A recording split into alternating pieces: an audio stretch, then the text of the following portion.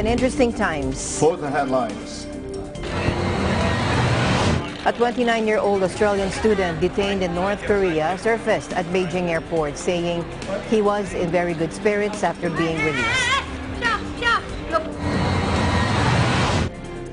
NBC News reported that China tested anti-ship ballistic missiles that are believed to possess a precision strike capability against carriers at the South China Sea. London summoned Beijing's ambassador for addressing down Wednesday in a rapidly escalating diplomatic feud over protests in Hong Kong, as China told Britain to keep its hands off the city and show respect. At the 2019 PAX East, video game developers and experts shared to Eagle News how parents and children can bond over these electronic games. Our ABC correspondent Bobby Soriano will give us the details.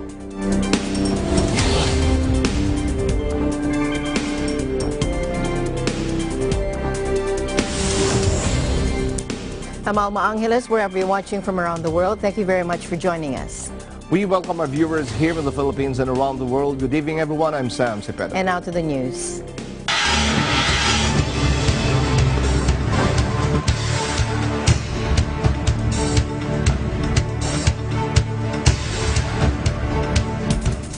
A 29-year-old Australian student detained in North Korea has been released and is safe and well.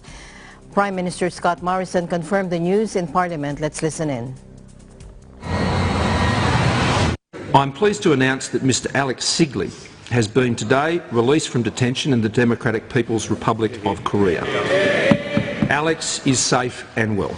The Swedish authorities advised the Australian government that they met with senior officials from the DPRK yesterday and raised the issue of Alex's disappearance on Australia's behalf. Earlier this morning, we were advised that the DPRK had released Alex from detention and he has now safely left the country, and I can confirm he has arrived safely. On behalf of the Australian government, I would like to extend my deepest gratitude to the Swedish authorities for their invaluable assistance in securing Alex's prompt release. This outcome demonstrates the value of the discreet, behind-the-scenes work of officials in resolving complex and sensitive consular cases in close partnership with other governments. I'm sure we all could not be more pleased that we not only know where Alex is, but we know he is safe. News of Alex Sigley's release comes more than a week after he went missing in Pyongyang, prompting a flurry of back-channel contacts and talks between North Korean authorities and a visiting Swedish envoy. Alex Sigley, one of a handful of Westerners living and studying in Pyongyang, disappeared without a trace around June 23. For days, his family received no word about his whereabouts or well-being, stoking fears he may be the latest in a long line of foreigners to be tangled up in North Korea's police state. Then, with little warning, Prime Minister Morrison, as you heard there earlier, told lawmakers that Mr. Sigley had been released from detention in the Democratic Republic of Korea and that he is safe and well. Mr. Sigley runs the Torrential tour company and had been studying for a master's degree at Pyongyang's Kim Il-sung University, one of the few foreigners living full-time in the DPRK capital. His detention came just days before a landmark meeting between President Donald Trump and North Korean leader Kim Jong-un, fueling speculation that his detention may have been politically motivated. Mr. Sigley ran a number of social media sites which usually had a stream of apolitical content about everyday life in one of the world's most secretive nations. Mr. Sigley is believed to be traveling from China to Japan, where his wife lives.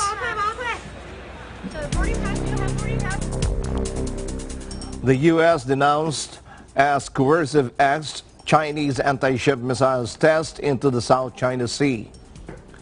Over the weekend, CNBC and the NBC reported that the Chinese carried out an anti-ship ballistic missile test and fired at least one missile into the South China Sea.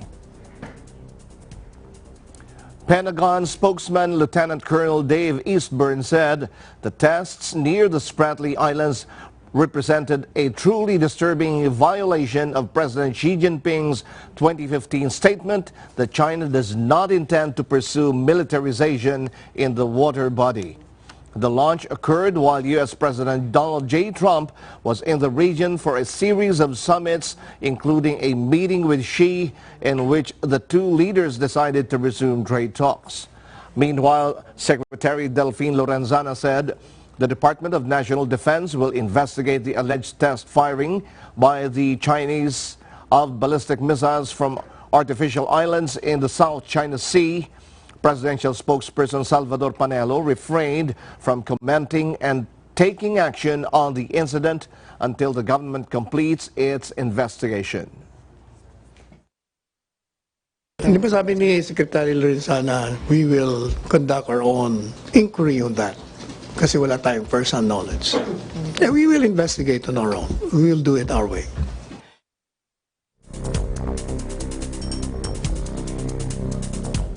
Meanwhile, the divided UN Security Council failed to condemn an attack on a detention center for migrants in Libya, according to diplomats, after the United States did not endorse a proposed statement. Take a look. This is what's left of the Tajura Detention Center late on the outskirts of Tripoli after it was hit by an airstrike early on Wednesday. More than 40 migrants were killed in the late-night airstrike. UNHCR spokesperson Charlie Yaxley in Geneva said that the agency had asked to have the center evacuated a few weeks ago after a near miss from a similar airstrike.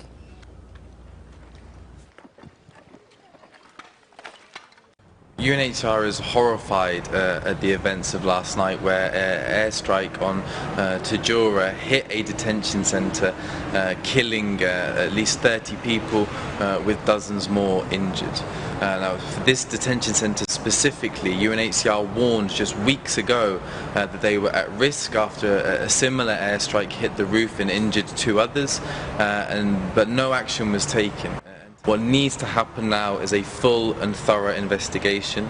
It needs to be identified who is responsible for this, and those individuals need to be held to account. Targeting civilians or civilian infrastructure is a violation of international humanitarian law, and civilians should never be a target or use the buildings that they're hosted in should never be used to store weapons or military equipment.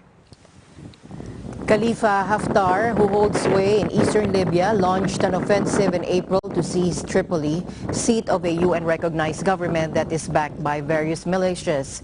World powers have been divided on how to respond to Haftar's military campaign, with the United States and Russia refusing to back UN calls for a ceasefire.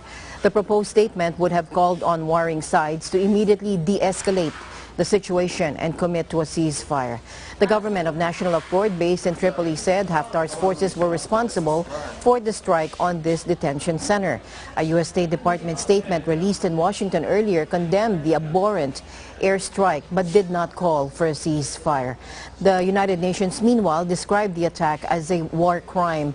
It's also warned that more than 3,000 migrants are in danger because they're held in detention centers close to the front line.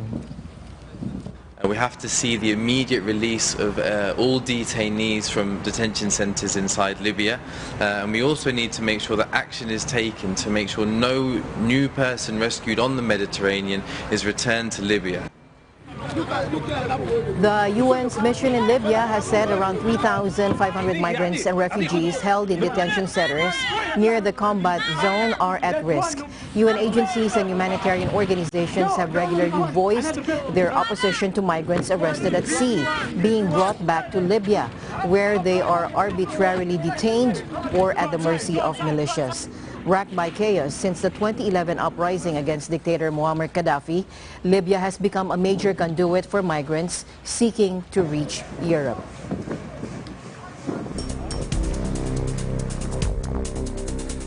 Meanwhile, Secretary General Antonio Guterres is outraged by reports that at least 44 migrants and refugees, including women and children, had been killed and more than 130 injured following airstrikes at the Tajura Migrant Detention Center, according to his spokesperson. Here's Mr. Stefan Dujarric. The Secretary General is outraged by reports that at least 44 migrants and refugees, including women and children, have been killed and more than 130 injured following airstrikes at the Tajura migrant detention center east of Tripoli. He condemns this horrendous incident in the strongest terms, and he expresses his deepest condolences to the families of the victims and wishes a quick recovery to those injured. The Secretary General calls for an independent investigation of the circumstances of this incident to ensure that the perpetrators are brought to justice. It is important to note that the United Nations had provided exact coordinates of the detention center to the parties. The Secretary General further reminds all parties of their obligations under international humanitarian law to take all feasible precautions to avoid and in any event to minimize incidental loss of civilian life, injuries to civilians, and damage to civilian objects. And also to refrain from directing attacks against civilians. This incident underscores the urgency to provide all refugees and migrants with safe shelter until their asylum claims can be processed or they can be safely repatriated. The Secretary General reiterates his call for an immediate ceasefire in Libya and a return to the political dialogue.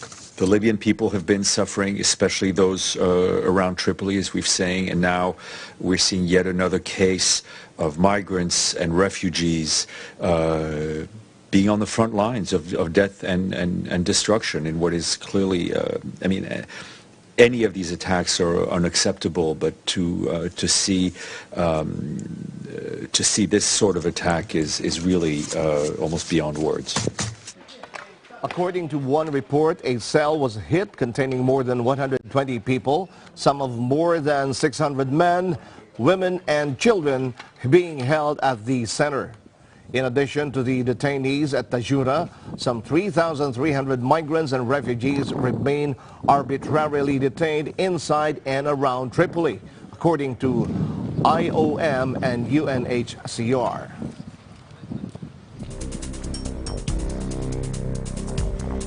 Sudan's protest leaders and ruling generals resumed talks Wednesday over forming a new governing body, the first such negotiation since a deadly crackdown on demonstrators last month. The dialogue came after African Union and Ethiopian mediators called on the two sides to resume long-stalled negotiations on a transition to civilian rule, the main demand of demonstrators who have rallied against the generals for weeks.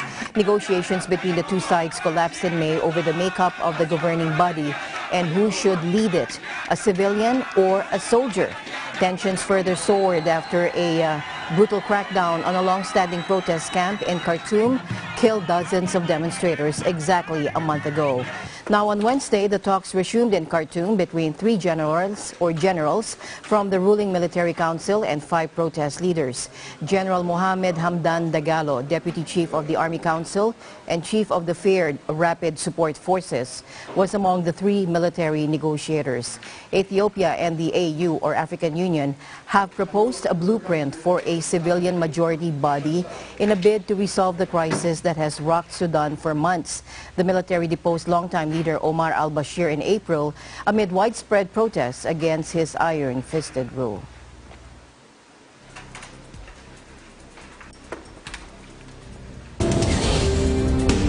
Eagle News International will be right back. Stay tuned.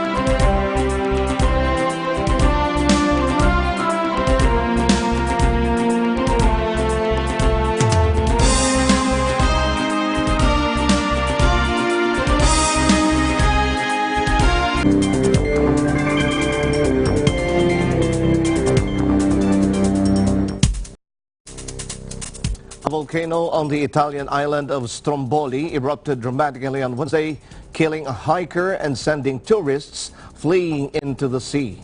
A plume of smoke 2 kilometers high engulfed Stromboli. The Italian island was shaken by a volcanic eruption. It consisted of 2 powerful explosions, which officials say was some of the biggest ever recorded on the island. Italian media reported that dozens of terrified tourists ran into the sea for safety, while others barricaded themselves inside the buildings. The AGI news agency reported that a hiker was killed. The dead man was a 35-year-old from Messina in Sicily who was walking with a Brazilian companion who was found dehydrated and in a state of shock. They were walking below the 400-meter altitude limit, above which a guide is required. The explosions were preceded by lava spills, which sparked fires on the surrounding hillside.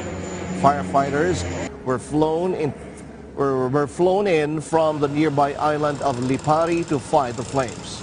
Dozens have been evacuated and the Navy has been deployed to the area in case evacuations need to be stepped up. It's not the first time in recent memory that Stromboli volcano has erupted. The last major eruption in 2002 was so massive that it prompted a tidal wave after magma from a particularly violent eruption cascaded into the sea. 6 people were injured.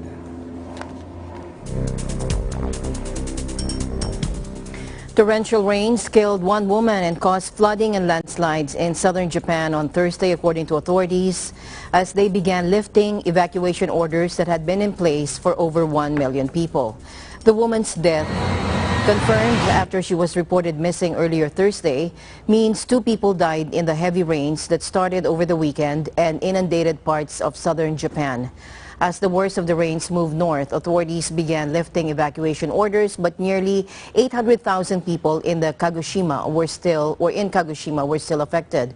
Despite that, just 2,300 people were in shelters in the Kagoshima region on Thursday afternoon, according to an official tally. The rains come a year after torrential downpours in western Japan killed over 200 people in flooding and landslides. Both deaths in the latest rains came when landslides buried the homes of the victims.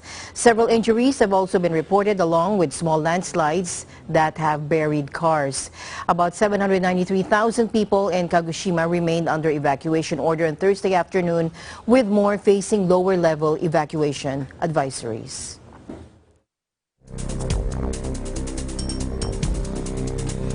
A tornado has left 6 people dead and nearly 200 injured after ripping through a northeastern Chinese city, local authorities said. The tornado hit Kaiyuan in Liaoning province on Wednesday afternoon, tearing down trees and electricity poles, smashing the windows of apartment buildings and knocking down some brick walls. More than 190 people were injured and 43 of them were hospitalized. The Kaiyuan Public Security Bureau said on the Weibo social media platform.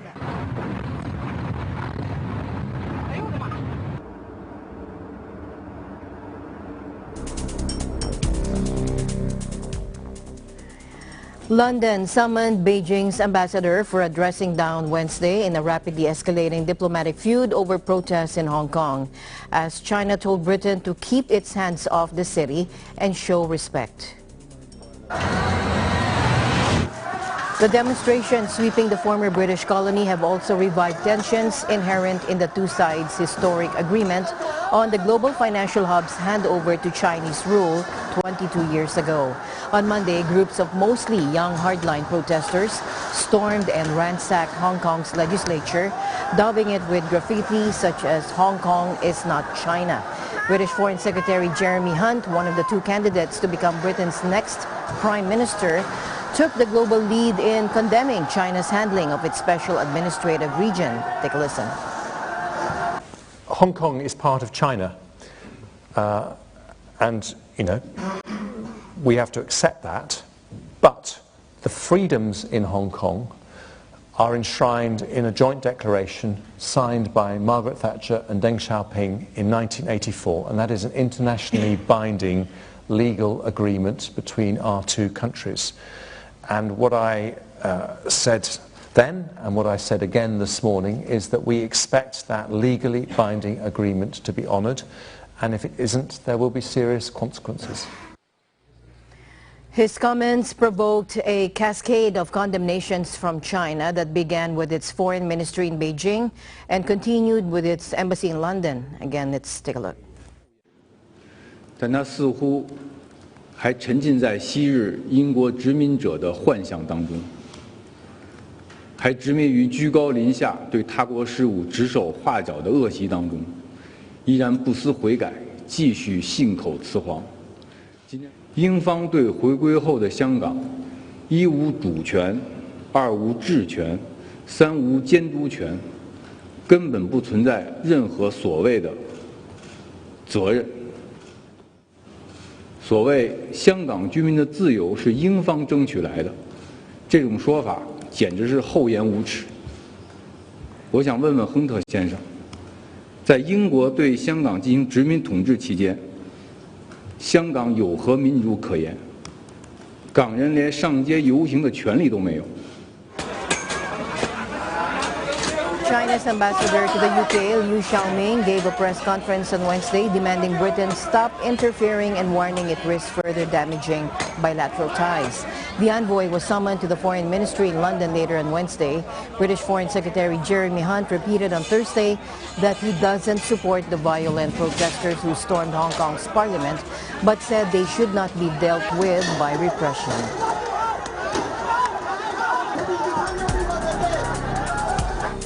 Hong Kong authorities vowed Wednesday to hunt down the protesters who ransacked parliament in an unprecedented challenge to the Beijing-backed government as the city grappled with its biggest political crisis in decades.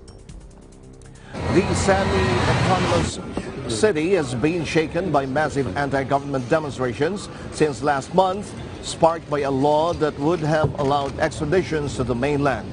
The anger spilled over on Monday as groups of mostly young, hardline protesters who have demanded the resignation of the city's leader Carrie Lam and the cancellation of the bill stormed Hong Kong's Legislative Council.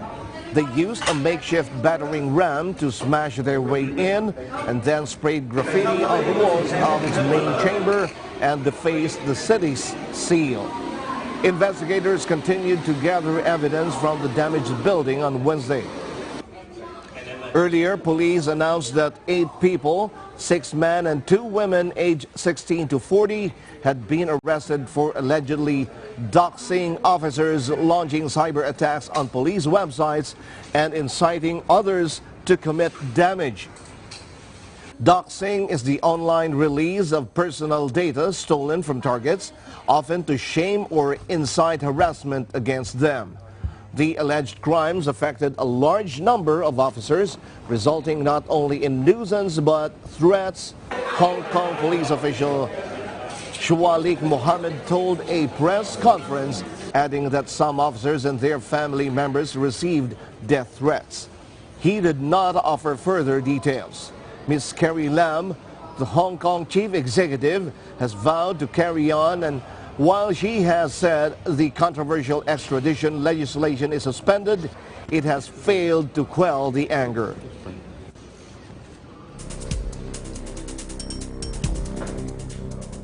In other news, the Kremlin refused to reveal the full story of a fire that killed 14 officers on what was reportedly a nuclear-powered mini-submarine, saying the details of the tragedy were a state secret.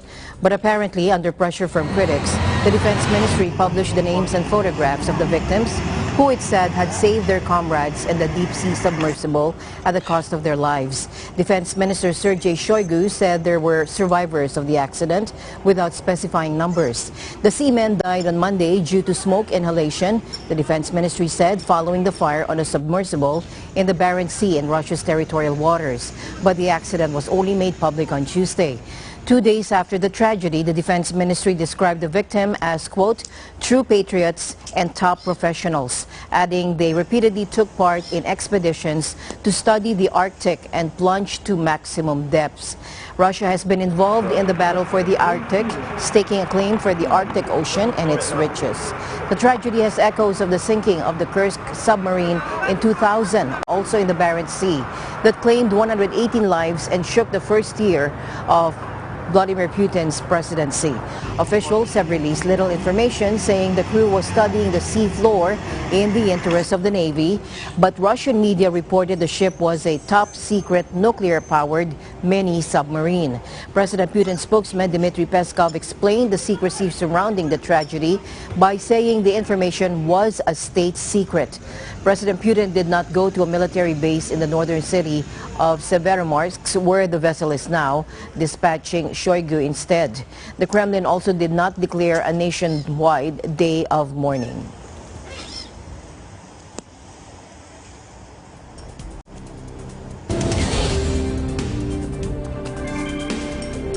We'll be back with more news right after this break.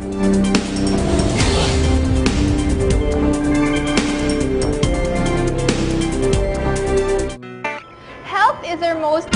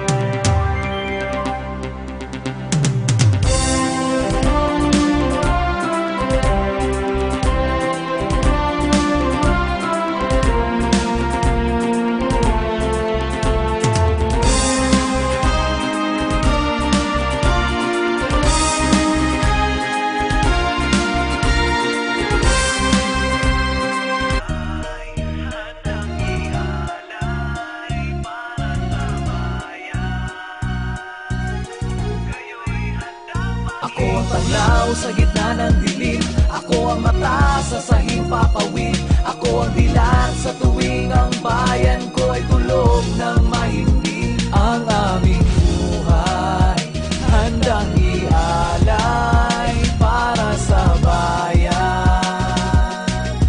Kayo'y handang maglingkuran. Join us in celebrating the 72nd anniversary of the Philippine Air Force.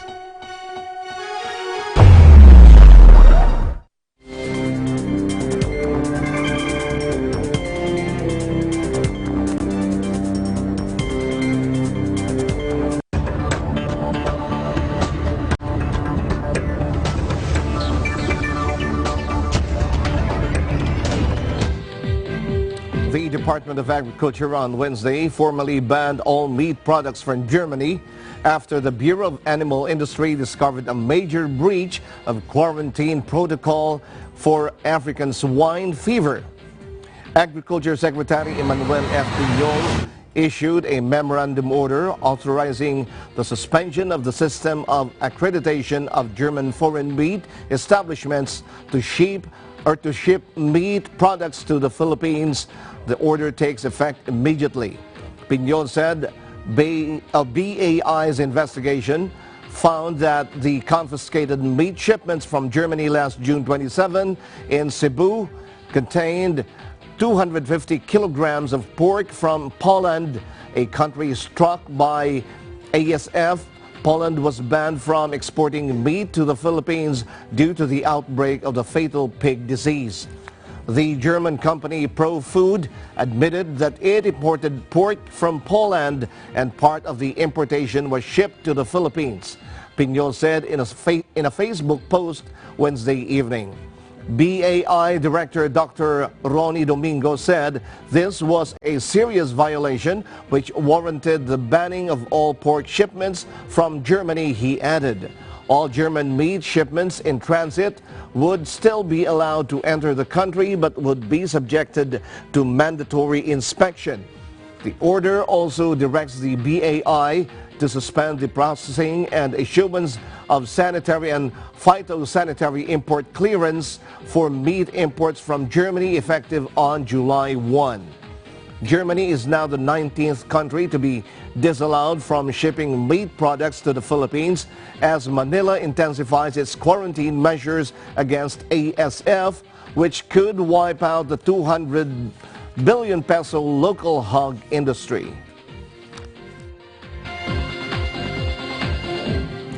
Philippine passport holders can now travel to 64 destinations with visa-free access, putting the country on both spot in the global ranking.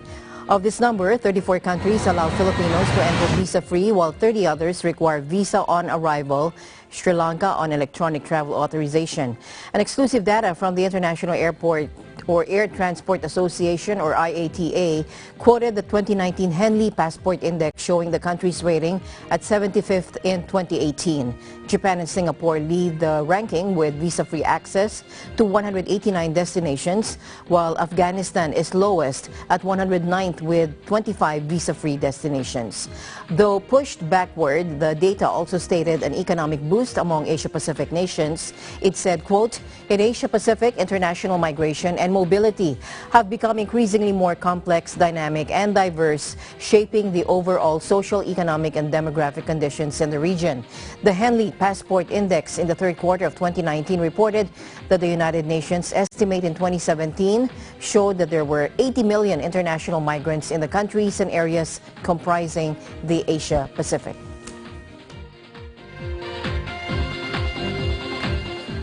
Boeing under scrutiny after two crashes that claimed 346 lives, announced Wednesday it would give $100 million to communities and families affected by the 737 MAX disasters.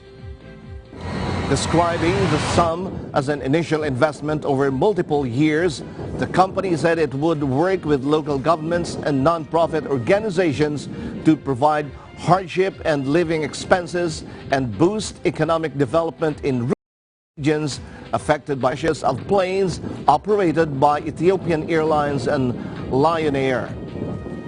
Boeing faces numerous lawsuits filed by the victims' families, some of whom have appeared at news conferences or during congressional hearings probing the disasters. The company has been widely criticized over its development of the 737 MAX, which included a flight handling system called the Maneuvering Characteristics Augmentation System that has been seen as a factor in both crashes.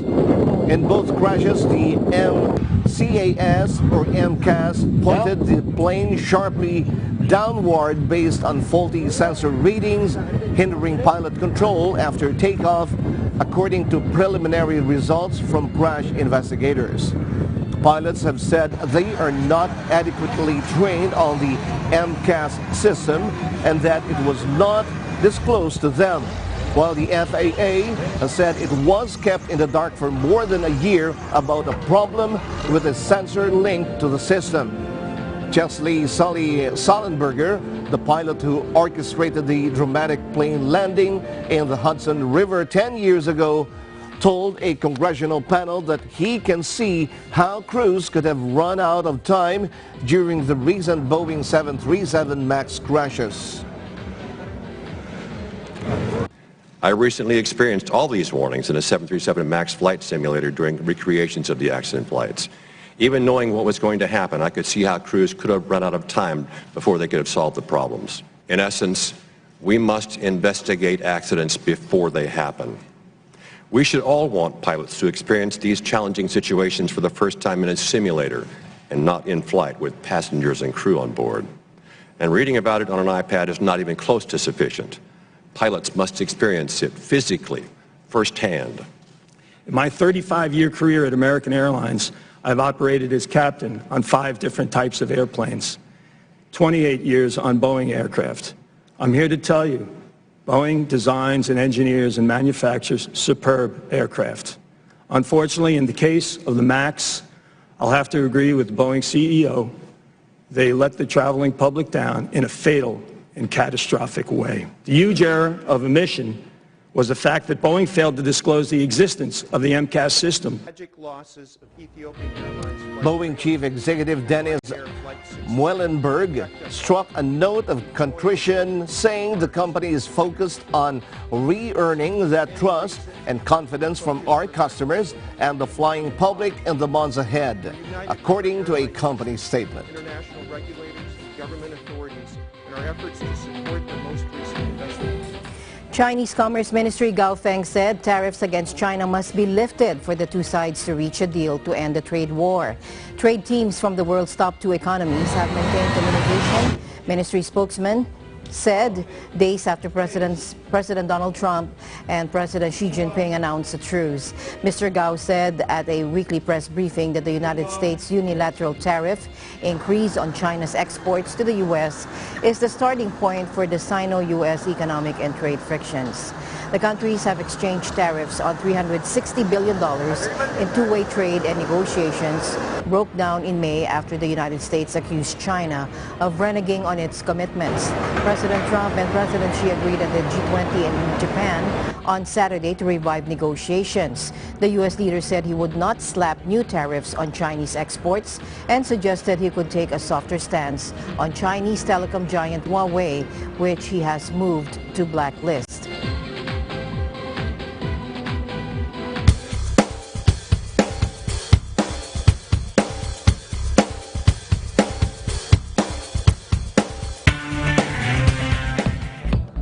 At the 2019 PAX East, video game developers and experts shared to Eagle News how parents and children can bond over these electronic games. Let's hear it from Bobby Soriano. How's it going, everybody? Today we're at PAX East in Boston to ask a question many parents probably wouldn't even consider. Do video games actually improve the family? The answer might surprise you.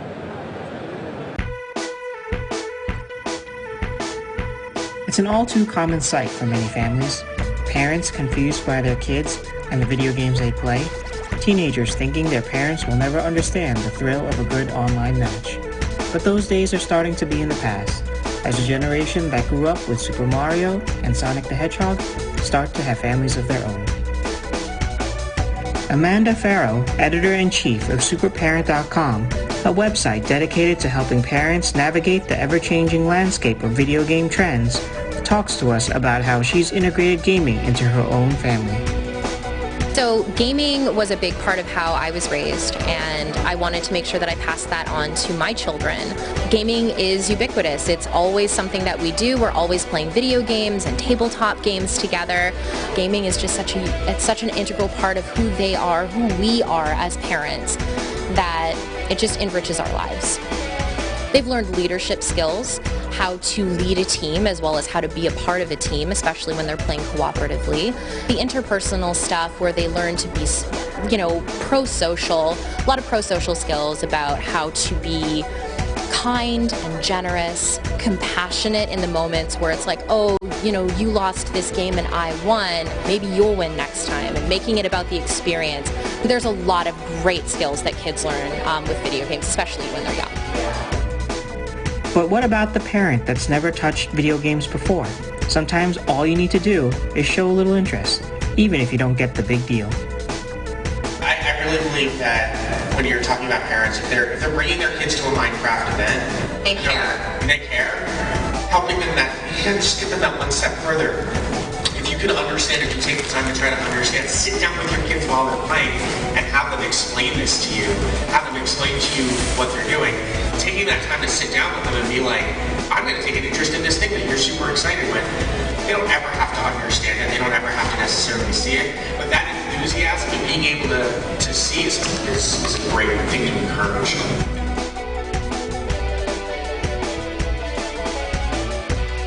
So your kids might enjoy hearing this, but turns out that gaming can be beneficial to the family. Reporting from PAX East in Boston, this is Bobby Soriano, 1 with 25. More news will be coming your way when Eagle News International returns.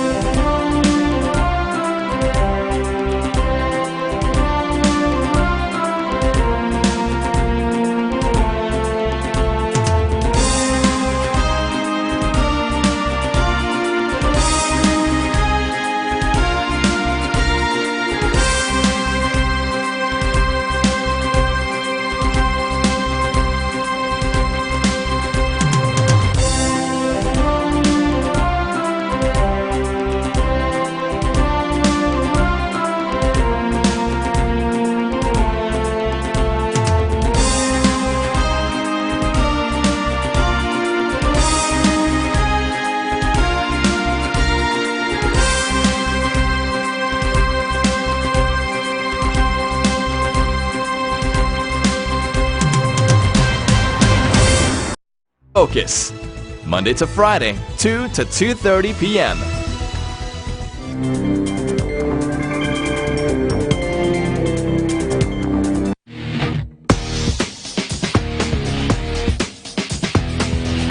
In football, Gabriel Jesus and Roberto Firmino scored a goal as Brazil beat arch-rival Argentina 2-0 on Tuesday to qualify for the Copa America final.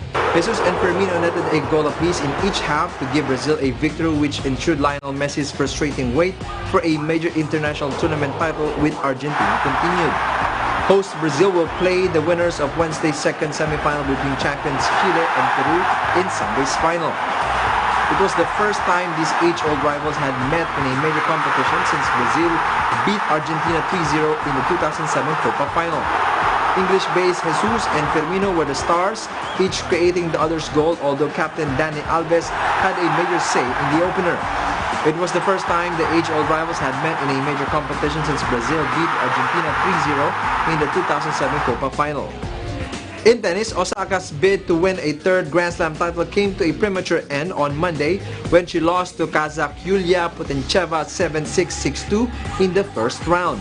The 21-year-old Japanese said she had felt a weight lifted from her after losing her #1 world ranking, but it did not show against a talented opponent on center court. Indeed, Putincheva simply franked the form from the recent Birmingham tournament where she had beaten the US Open and Australian Open champion in the second round. In basketball, Russia led for almost the entire stretch of the game before overpowering Gilas Pilipinas youth by 28 points, 92-64, in their final game in the group stage of the FIBA Under-19 World Cup at the Heraklion University Hall, Greece, early Wednesday. A far cry from its first two games where it had its chances, Gilas youth never found its groove offensively against Russia despite doing pretty at the other end of the floor as the team finished with the preliminary round of the tournament winless after 3 tries. Alexander Urshov tallied 21 points, 6 rebounds and 4 assists, while Nikita Mishlakovsky added 16 points, 10 rebounds and 4 assists to lead Russia, which finished in second place in Group C, setting up a playoff first-round encounter with China later on Wednesday. Kai Soto and Dave Ildefonso each made 40 markers for Gilas Youth, which slipped to 4th seed in Group C and will face Serbia in their own playoff encounter. And these are the stories for eSports. I'm Ben Bernaldez and I am 1 with 25. The Milwaukee Bucks fell 2 games short of the NBA Finals, but they won big at the NBA Awards. Jaina Palyasige reports. Players in Milwaukee are special. This was a special year.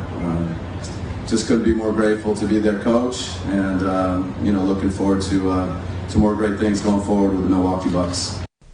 Although the NBA season has come to a close, the NBA Awards took one last shot to honor the league's most elite players.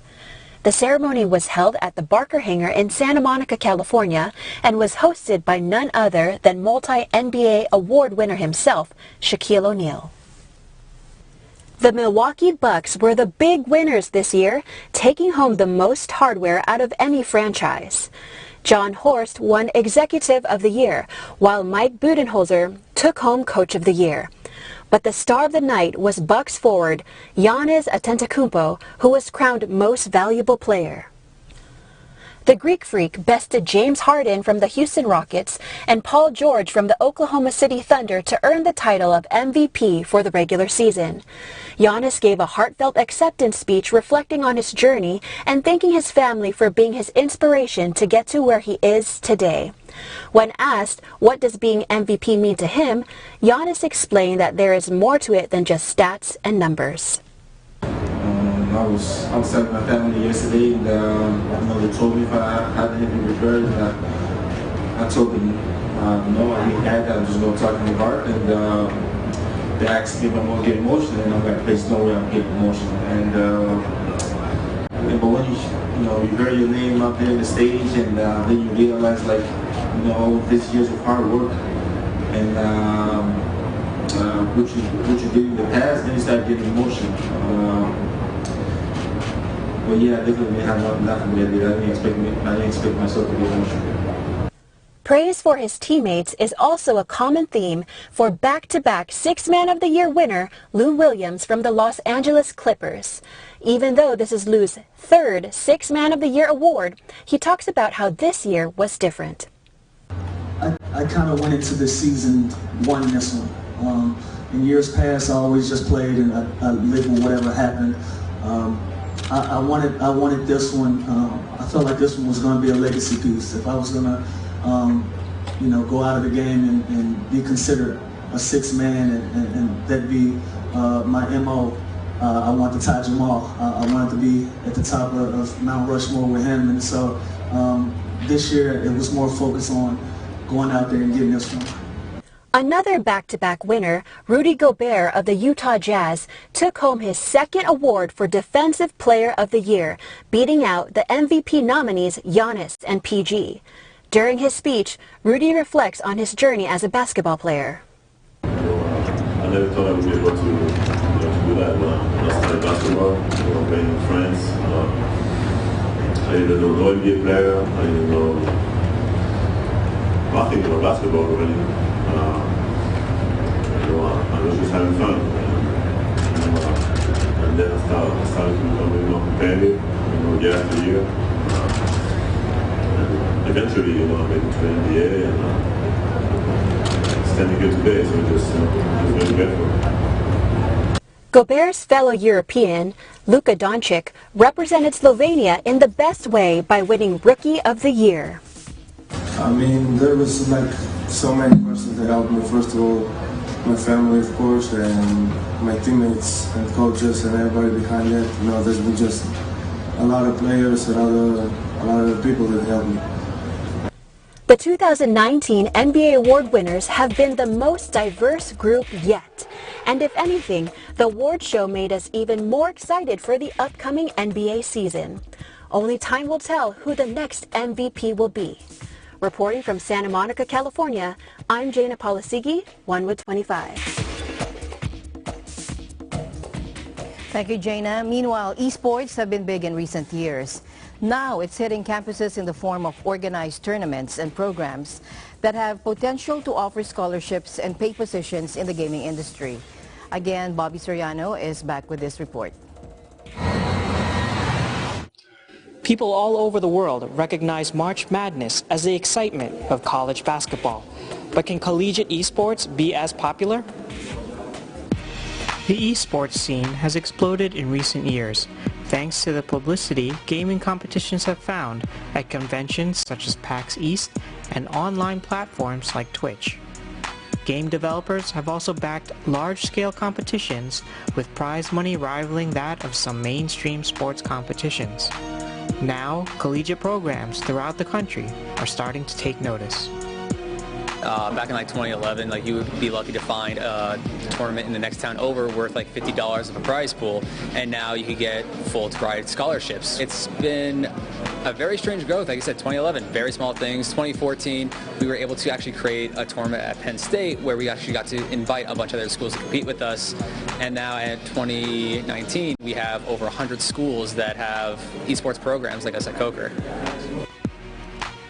Colleges are not only looking to students to become professional esports athletes, but they also turn to them to fill out many organizational roles as well.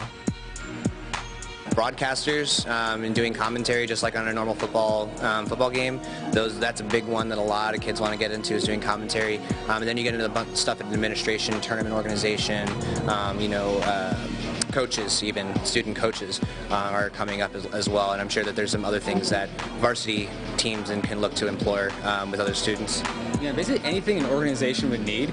You would have photographers, social media managers, HR. You see these at the esports programs as well. So now you can think of them as legit businesses, and you think, what does a business need? What does the Atlanta Falcons need? You see that in esports now too. Despite the growth, esports will still need to break a few more milestones before it becomes as well known as college hoops.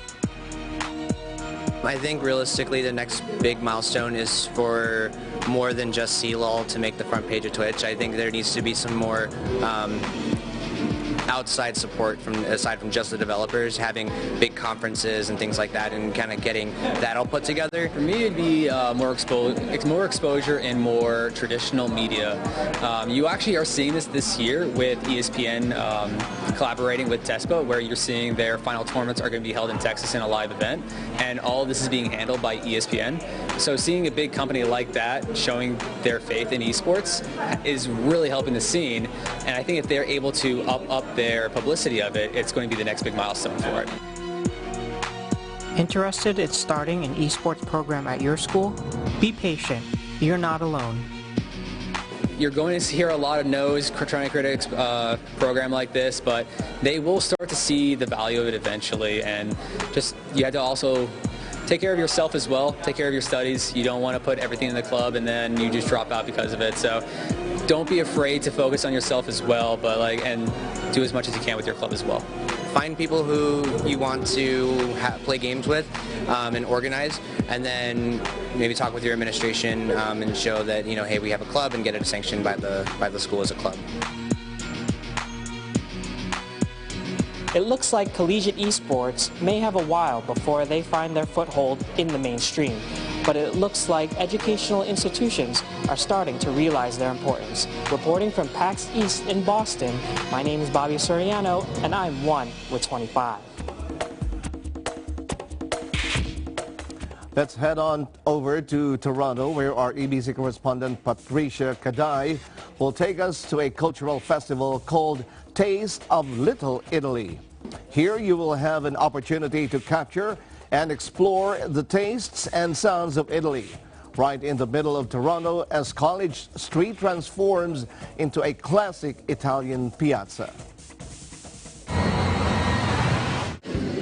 Ciao, buongiorno. We are here today in Toronto, Canada, along College Street, where the Taste of Little Italy is happening, a 3-day festival celebrating Italian culture with the most popular dishes by Toronto's top-rated chefs. After the long wintry months in Canada, summer has finally come, which means an opportunity to indulge in one of the most popular food festivals in Toronto. College Street, along Bathurst to Shaw Street, is closed to vehicle traffic for pedestrians to enjoy restaurants and street vendors offering free tastings and samples of Italian classic dishes such as pasta, wood-fired pizza, and variety flavors of gelato. The annual Taste of Little Italy includes fun-filled carnival rides, extended patios, live music from local and international artists at different street corners and on the main stage. This year, a new feature adds to the fun: a Learn to Skate Park, where children learn to ride scooters and skateboards. It's just the community coming together and I love it when all the restaurants get to put out their big patios and people literally just like sitting on the sidewalk, drinking and eating. It's just really nice to see. It embraces all people from everywhere, so definitely a good sign of multiculturalism, and I love it. I love it though, because it's very beautiful, and I think it's very heartwarming to know that there are places like Toronto that embraces everybody from everywhere. It's just such a different experience. There's so many different, everywhere you walk, your nose is just going crazy. The food here smells amazing, tastes amazing. The people are so friendly, and it's just a good time, and it's a good vibe to be around for sure. The Taste of Little Italy is one of this summer street festivals that brings the neighborhood together to celebrate the diversity and multiculturalism in Canada. A chance indeed to explore and experience authentic Italian cuisine. Arrivederci. For Eagle News, reporting from Toronto, Canada, this is Patricia Gaday, 1 with 25. Thank you, Patricia. Thank you, Patricia. Don't forget to like us on Facebook, follow us on Twitter and Tumblr. Also check out our boards and Pinterest and pictures on Instagram. I'm Sam Zepeda. Thanks for joining us. I'm Alma Angeles, and we're 1 with 25.